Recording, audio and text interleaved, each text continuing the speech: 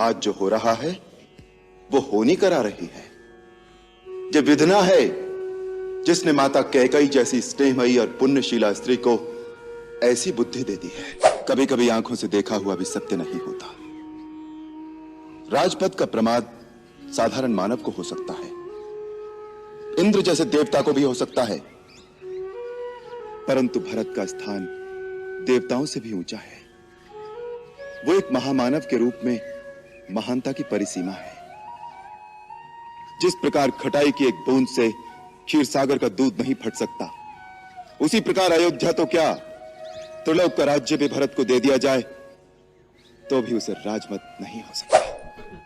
माता, मैं तो केवल इतना ही जानता हूं कि भगवान के निकट जाति पाति, ज्ञान, धर्म, कुल, गुण और चतुराई का कोई मोल नहीं होता। वो तो केवल भक्ति के नाते को ही सच्चा नाता मानते। मैया, अपने पुत्र से अपनी ममता का मोल मांगने आई हैं? यदि आपकी ममता का यही मोल है कि मैं जिसे धर्म मानता हूं उसका त्याग कर दूं, आप जिस रघुकुल की शोभा हैं उसकी कीर्ति में पिता का वचन भंग करके कलंक लगा दूं, तो कहिए, मुझे आपके चरणों की सौगंध है, मैं इसी समय अयोध्या लौट जाऊंगा। परंतु फिर मेरा जीवन रण से भागे किसी कायर की भांति एक तिरस्कारपूर्ण अस्तित्व एक श्राप बनकर रह जाएगा। पिता और पुत्र का नाता प्रजा के मतामत से निर्धारित नहीं होता। इसी प्रकार भाई और भाई के बीच फैसले तलवार से नहीं किए जाते।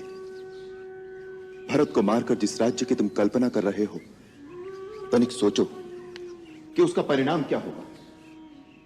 यदि अपने भाई ही न रहें तो राज्य के सुख भोग में क्या आनंद मिलेगा।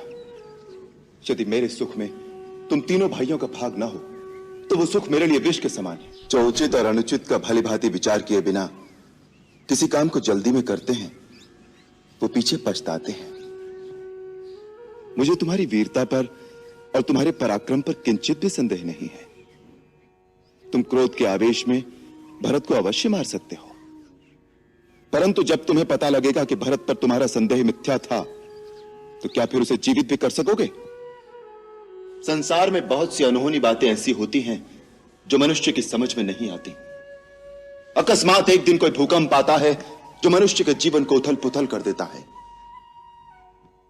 ऐसे समय किसी दूसरे को दोष नहीं देना चाहिए, उसे दैववश मानकर, अपना प्रारब्ध मानकर स्वीकार कर लेना चाहिए।